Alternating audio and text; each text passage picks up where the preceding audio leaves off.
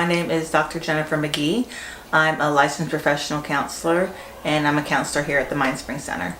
Social skills are the skills that enable us to interact with other people. So it helps us to form relationships. It helps us to get needs met. Social skills can include conversation skills. For the younger population, it can include emotional regulation, how to handle frustration, how to read body language, working with a group, how to interact with certain activities, compromising. Those are some examples. I think the importance of learning face-to-face interaction at an early age is because that's how we learn to get our needs met.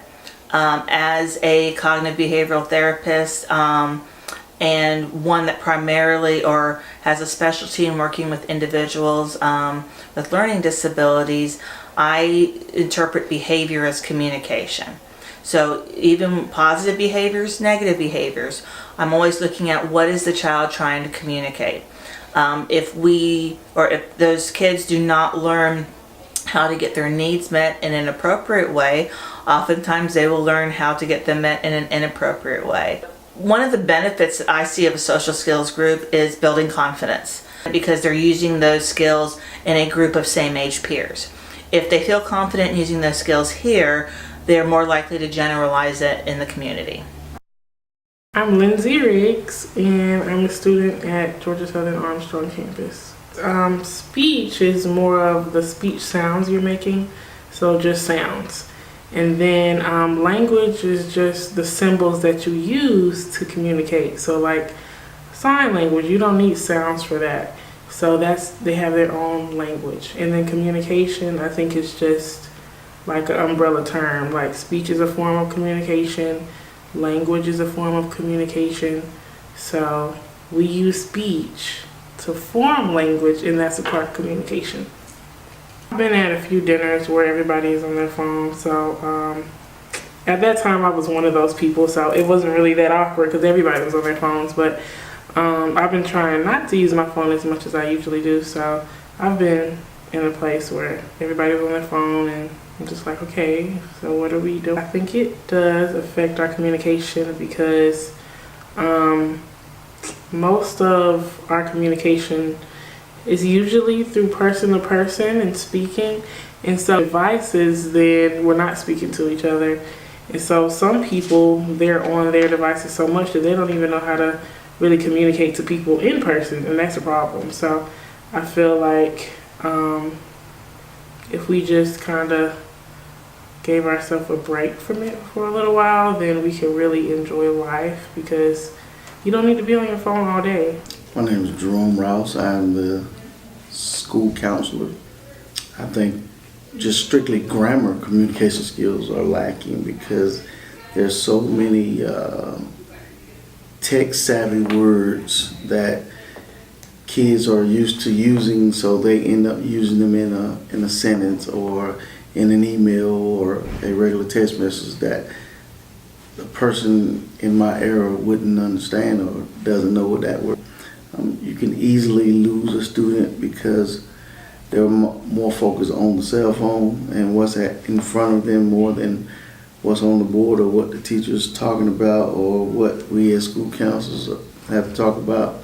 So I kind of make sure that my students, whoever comes to for guidance, I make sure that everything is put away so we can have a true conversation, so I can kind of really understand what's really going on.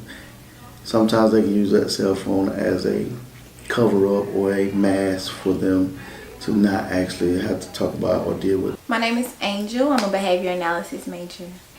Over the internet, you're seen more often. You're really just trying to be seen over the internet, and then when in person, most people don't really speak, don't say nothing, don't care to put their input on anything. They can walk past you like they don't know you, but on the internet you could comment on everything you want because it's not in person. They feel more comfortable because nobody's there to confront them head on, face-to-face confrontation. Going out to eat with a group of friends instead of, communicating, talking amongst each other. We're all on our phone, all into social media, catching up with the latest tea and the latest drama. Social media is the devil. Like, you can find yourself into so much stuff that you don't really have to be in if it wasn't for social media. So it's good to take a break from social media. My name is Pamela Bell Williams. I'm the special education chair at Glen Hills Middle School. I was growing up, we had beepers, the rotary phone, and that's about all. We did have cell phones, but it was those big old clunky things in the bag. Now you have all different kinds of cell phones, Androids, iPhones, so computers. So it's changed a lot. The older generation knew how to sit down and talk and have a conversation and have fun. Younger generation, they like to jive, but they do it when they're under communication. It's okay because they don't see that other person.